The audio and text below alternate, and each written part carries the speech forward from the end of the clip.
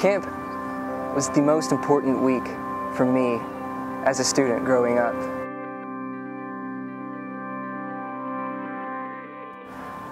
When I think about camp and what it's meant to me and the impact it's had on my life, looking back, I realize how getting away from the fast-paced, information overload culture that I dealt with as a kid, and I still deal with now as a college student. But getting away from all of that and being in a quiet place alone with God, and to have the opportunity to think deeply about who God is, about who I am, and about what He wants from me in my life. And camp is the place to do that, just the same way Jesus would go to a quiet place of solitude.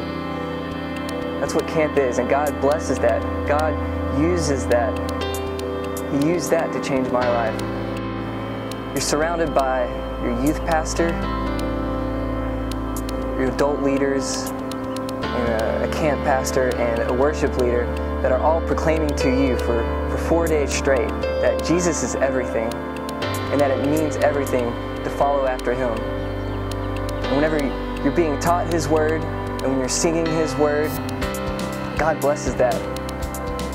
And it's transformation that changes you forever. One summer at camp, I remember the camp pastor was preaching on taking up your cross, denying yourself and following after Jesus. And I made a decision. I came forward in front of all my friends, in front of the church, that I was willing to follow after Christ no matter what the cost. At this same camp is where I was mentored by Stephen Hayes about how to be a worship leader. It's where I decided that I was going to follow after Christ, and I surrendered my life to the ministry at Camp Takula, and it's the same place we're going to this summer. And it's just so cool to have the opportunity to lead and to impact students in the same way that I was impacted at the same place on the same stage.